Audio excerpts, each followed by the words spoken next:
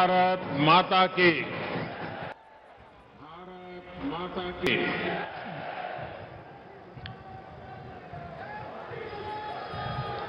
मुंबईतील माझ्या सर्व बंधू आणि भगिनींना माझा नमस्कार। महाराष्ट्र के राज्यपाल श्रीमान भगत सिंह कोश्यारी जी, मुख्यमंत्री मुंबईतील माझ्या सर्व बंधू आणि भगिनींना माझा नमस्कार। महाराष्ट्र के राज्यपाल श्रीमान भगत सिंह कोश्यारी जी, मुख्यमंत्री श्रीमान एकनाथ शिंदे जी, उप मुख्यमंत्री श्रीमान देवेंद्र फडणवीस जी,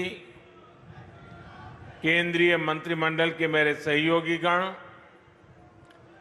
विधानसभा स्पीकर श्री राहुल नार्वेकर जी, महाराष्ट्र सरकार के सभी अन्य मंत्रीगण, सांसद और विधायकगण और विशाल संख्या में पधारे आए हुए मेरे प्यारे भाई और बहनों, आज मुंबई के विकास से जुड़े 40,000 करोड़ रुपए के प्रोजेक्ट्स का लोकार्पण और शिलान्यास यहां हुआ है। मुंबई के लिए बेहद जरूरी मेट्रो हो, छत्रपति शिवाजी टर्मिनस के आधुनिकीकरण का काम हो, सड़कों में सुधार का बहुत बड़ा प्रोजेक्ट हो और बाला साहब ठाकरे जी के नाम से आपला दवाखाने की शुरुआत हो, ये मुंबई शहर को बेहतर बनाने में बड़ी भूमिका निभाने वाले हैं। थोड़ी देर पहले मुंबई के स्ट्रीट वेंडर्स को भी पीएम स्वनिधि योजना के तहत बैंक खातों में पैसा पहुंचा है। ऐसे सभी लाभार्थियों को और हर मुंबईकर को मैं बहुत बहुत बधाई देता हूं। भाई और बहनों, आजादी के बाद पहली बार आज भारत बड़े सपने देखने और उन सपनों को पूरा करने का साहस कर रहा है। वरना हमारे यहां तो पिछली सदी का एक लंबा कालखंड सिर्फ और सिर्फ गरीबी की चर्चा करना, दुनिया से मदद मांगना, जैसे तैसे गुजारा करने में ही बीत गया। ये भी आजाद भारत के इतिहास में पहली बार हो रहा है जब दुनिया को भी भारत के बड़े बड़े संकल्पों पर भरोसा है। इसलिए आजादी के अमृत काल में विकसित भारत के निर्माण की जितनी उत्सुकता भारतीयों को है, उतना ही आशावाद दुनिया में भी दिख रहा है। और अभी शिंदे जी दावोस का अपना अनुभव वर्णन कर रहे थे। ये सब जगह पे यही अनुभव आ रहा है। भारत को लेकर दुनिया में इतनी पॉजिटिविटी इसलिए है क्योंकि आज सबको लगता है कि भारत अपने सामर्थ्य का बहुत ही उत्तम तरीके से सदुपयोग कर रहा है। आज हर किसी को लग रहा है कि भारत वो कर रहा है जो तेज विकास के लिए, समृद्धि के लिए बहुत आवश्यक है। आज भारत अभूतपूर्व आत्मविश्वास से भरा हुआ है। छत्रपति शिवाजी महाराज की प्रेरणा से स्वराज और सुराज की भावना आज के हिंदुस्तान में डबल इंजन सरकार में प्रबल रूप से प्रकट होती है। भाई और बहनों, हमने वो समय देखा है जब गरीब के कल्याण के पैसे घोटालों की भेंट चढ़ जाते थे। टैक्स पेयर से मिले टैक्स को लेकर संवेदनशीलता का नामो निशान नहीं था। इसका नुकसान करोड़ों करोड़ों देशवासियों को उठाना पड़ा। बीते 8 वर्षों में हमने इस अप्रोच को बदला है। आज भारत फ्यूचरिस्टिक सोच और मॉडर्न अप्रोच के साथ अपने फिजिकल और सोशल इंफ्रास्ट्रक्चर पर खर्च कर रहा है। आज देश में एक तरफ घर, टॉयलेट, बिजली, पानी, कुकिंग गैस, मुफ्त इलाज, medical college, AIIMS, IIT, IIM जैसी सुविधाओं का तेज गति से निर्माण हो रहा है। वहीं दूसरी तरफ आधुनिक कनेक्टिविटी पर भी उतना ही जोर है। जिस प्रकार के आधुनिक इंफ्रास्ट्रक्चर की कभी कल्पना होती थी, आज वैसा इंफ्रास्ट्रक्चर देश में बन रहा है। यानी देश में आज की जरूरत और भविष्य में समृद्धि की संभावनाओं दोनों पर एक साथ काम चल रहा है। दुनिया की बड़ी बड़ी अर्थव्यवस्थाएं आज बेहाल है, लेकिन ऐसे मुश्किल समय में भी भारत 80 करोड़ से अधिक देशवासियों को मुफ्त राशन देकर के कभी भी उनके घर का चूल्हा बुझने नहीं देता है। ऐसे माहौल में भी भारत इंफ्रास्ट्रक्चर के निर्माण पर अभूतपूर्व निवेश कर रहा है। ये आज के भारत की प्रतिबद्धता को दिखाता है। विकसित भारत के हमारे संकल्प का प्रतिबिंब है। भाइयों और बहनों, विकसित भारत के निर्माण में हमारे शहरों की भूमिका सबसे अहम है। इसमें भी अगर हम महाराष्ट्र की बात करें तो आने वाले 25 वर्षों में राज्य के अनेक शहर भारत की ग्रोथ को गति देने वाले हैं। इसलिए मुंबई को भविष्य के लिए भी तैयार करना ये डबल इंजन सरकार की प्राथमिकता है। हमारी ये प्रतिबद्धता मुंबई में मेट्रो नेटवर्क के विस्तार में भी दिखती है। 2014 तक मुंबई में सिर्फ 10-11 किलोमीटर तक मेट्रो चलती थी। जैसे ही आपने डबल इंजन सरकार बनाई, वैसे ही इसका तेजी से विस्तार हुआ है। कुछ समय के लिए काम धीमा जरूर हुआ, लेकिन शिंदे जी और देवेंद्र जी की जोड़ी के आते ही अब फिर तेजी से काम होने लगा है। मुंबई में 300 किलोमीटर के नेटवर्क की तरफ हम तेज गति से आगे बढ़ रहे हैं। साथियों, आज देश भर में रेलवे को आधुनिक बनाने के लिए मिशन मोड पर काम चल रहा है। मुंबई लोकल और महाराष्ट्र की रेल कनेक्टिविटी को भी इससे फायदा हो रहा है।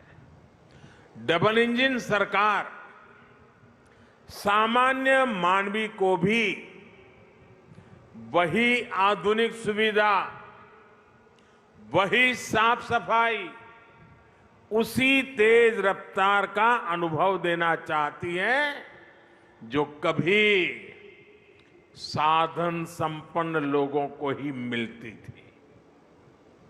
इसलिए आज रेलवे स्टेशनों को भी एयरपोर्ट की तरह ही विकसित किया जा रहा है।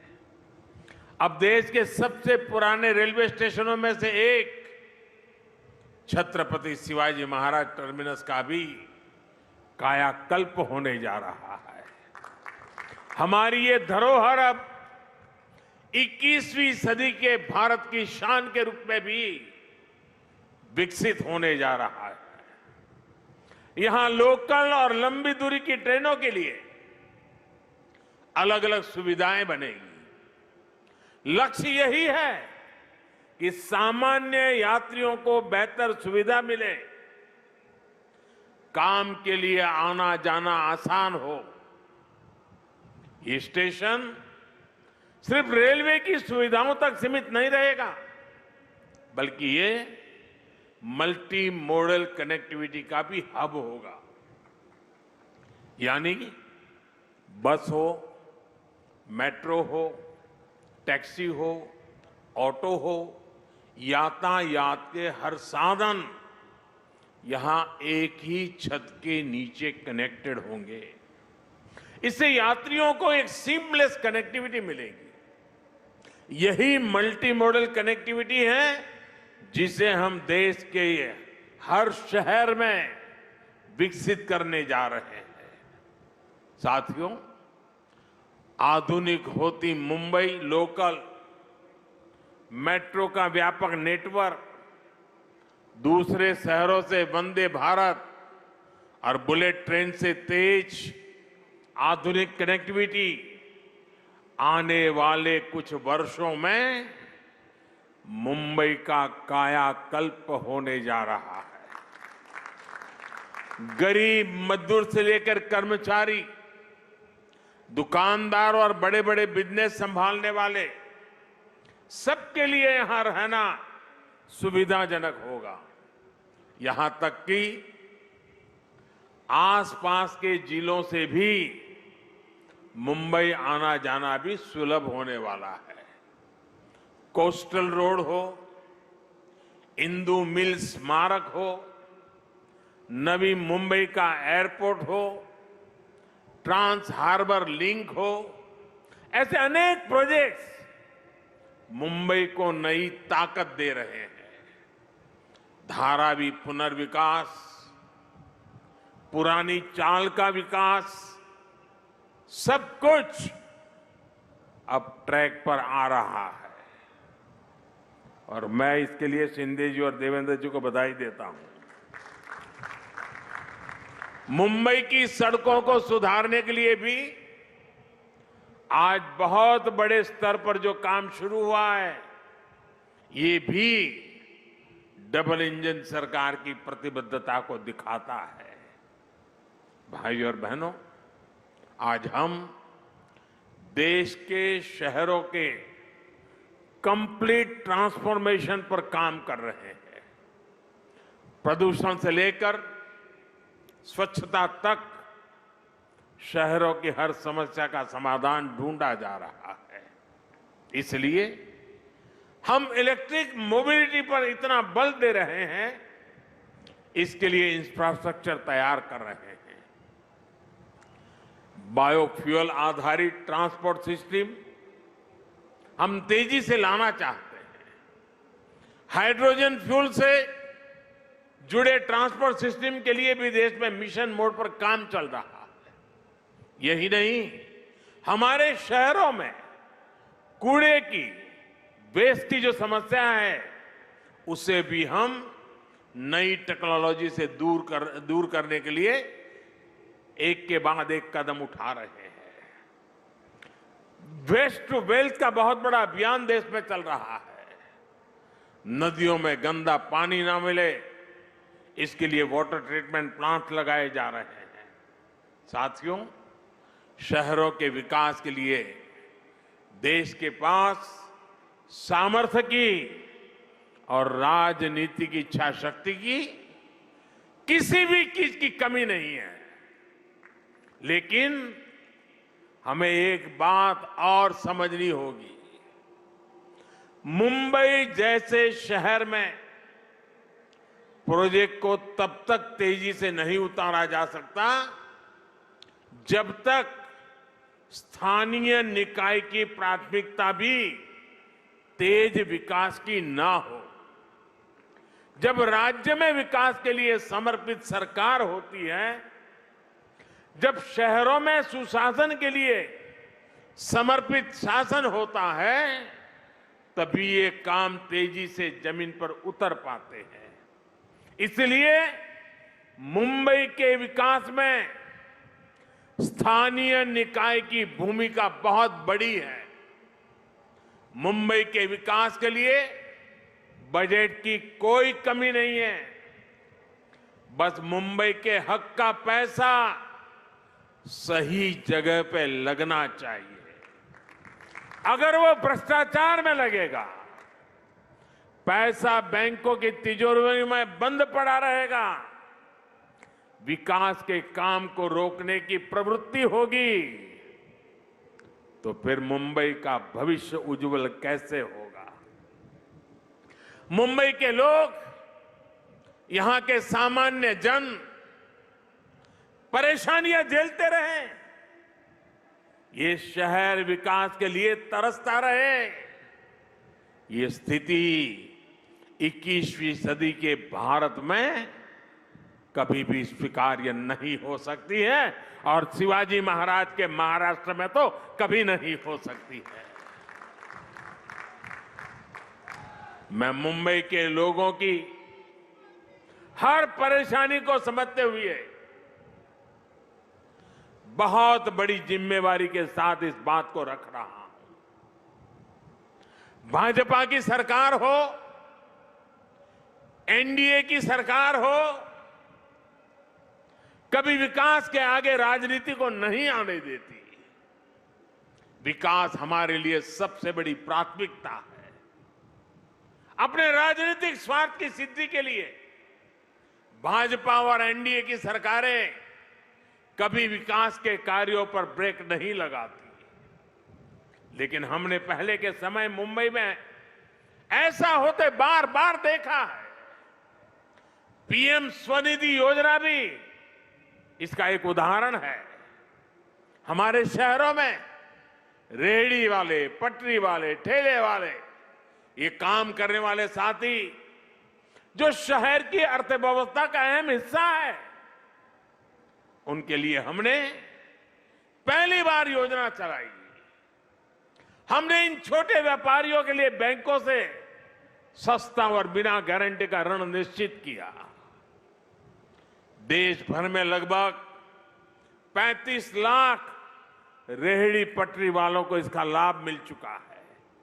इसके तहत महाराष्ट्र में भी 5 लाख साथियों को ऋण स्वीकृत हो चुके हैं।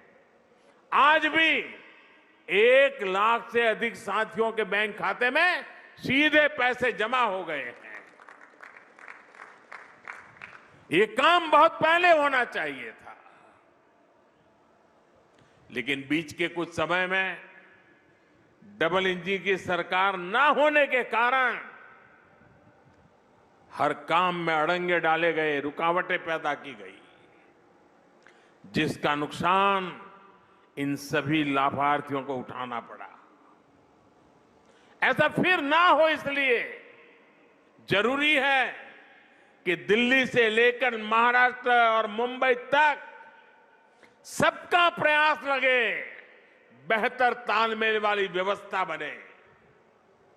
साथियों, हमें याद रखना है कि स्वनिधि योजना सिर्फ लोन देने की योजना भर नहीं है, बल्कि ये रेहड़ी पटरी और ठेले वाले हमारे साथियों का आर्थिक सामर्थ्य बढ़ाने का अभियान है।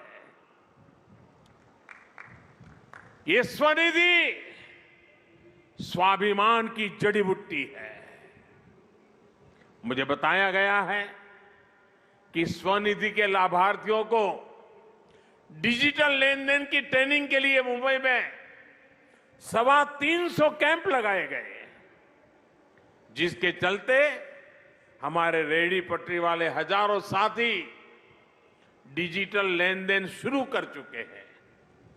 ये सुनकर अनेक लोग चौंक जाएंगे कि इतने कम समय में देश भर में स्वनिधि योजना के लाभार्थियों ने करीब 50,000 करोड़ रुपए का डिजिटल ट्रांजैक्शन किया है। जिनको हम अनपढ़ मानते हैं, जिनको हम लोग किसी भी भाषा में अपमानित करते रहते हैं, उन मेरे छोटे छोटे साथियों ने जो आज मेरे सामने बैठे हैं, ये रेहड़ी पटरी वालों ने ऑनलाइन मोबाइल से 50,000 करोड़ रुपए का काम किया है। और उनका ये पराक्रम, उनका परिवर्तन का ये मार्ग निराशावादियों के लिए बहुत बड़ा जवाब है, जो कहते थे कि रेहड़ी ठेले पर डिजिटल पेमेंट कैसे होगी। डिजिटल इंडिया की सफलता इस बात का उदाहरण है कि जब सबका प्रयास लगता है तो असंभव कुछ भी नहीं होता है। सबका प्रयास की इसी भावना से हम मिलकर मुंबई को विकास की नई ऊंचाई पर ले जाएंगे।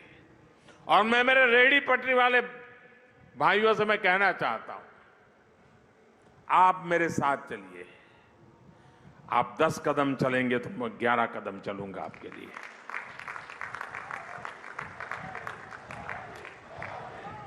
मैं ये इसलिए कह रहा हूं कि हमारे रेहड़ी पटरी वाले भाई बहन साहूकार के पास पैसे ब्याज लेने के लिए जाते थे। दिन भर व्यापार करने के लिए उसको 1,000 रुपए की जरूरत है, वो देने से पहले ही 100 काट लेता था, 900 देता था। और शाम को जाकर के अगर 1,000 वापिस नहीं लौटाए तो उसको दूसरे दिन पैसे नहीं मिलते थे। और कभी अगर अपना माल नहीं बिका, 1,000 रुपया नहीं दे पाया तो ब्याज बढ़ जाता था। रात को बच्चे भूखे सोते थे। इन सब मुसीबतों से आपको बचाने के लिए स्वनिधि योजना है। और साथियों, जितना ज्यादा आप डिजिटल उपयोग करोगे, थोक में लेने जाओगे, उसको भी डिजिटल पेमेंट करो। जहां पर बेचते हो वहां भी लोगों को कहो भाई डिजिटल पेमेंट करो, तो स्थिति ये आएगी कि आपको ब्याज का एक नया पैसा नहीं लगेगा। आप कल्पना कर सकते हैं कि आपके कितने पैसे बचेंगे। आपके बच्चों की शिक्षा के लिए, आपके बच्चों के भविष्य के लिए कितना बड़ा काम होने वाला है। इसलिए मैं कहता हूं साथियों, मैं आपके साथ खड़ा हूं। आप 10 कदम चले, मैं 11 चलने के लिए तैयार हूं, वादा करने आया हूं। आपके उज्जवल भविष्य के लिए मैं आज आपसे आंख में आंख मिला करके ये वादा करने मुंबई की धरती पे आया हूं साथियों। और मुझे भरोसा है कि इन छोटे छोटे लोगों के पुरुषार्थ और परिश्रम से देश नई ऊंचाइयों को पार करके रहेगा। इसी विश्वास को लेकर के जब मैं आज फिर एक बार आपके पास आया हूं, मैं सभी लाभार्थियों को, सभी मुंबईकरों को, पूरे महाराष्ट्र को, और मुंबई तो देश के धड़कन है, पूरे देशवासियों को भी मैं इस विकास कार्यों के लिए बधाई देता हूं। शिंदे जी और देवेंद्र जी की जोड़ी आपके सपनों को साकार करेगी, ये मेरा पूरा विश्वास है। बोलो भारत माता की, भारत माता की। बहुत बहुत धन्यवाद। आपका संबोधन सौगात के रूप में बरकरार मोदींचं रहेगा। भाषण- विकासासाठी पैशाची कमी पडू देणार नाही, विकास वेगानं होईल, समर्पित जर व्यवस्था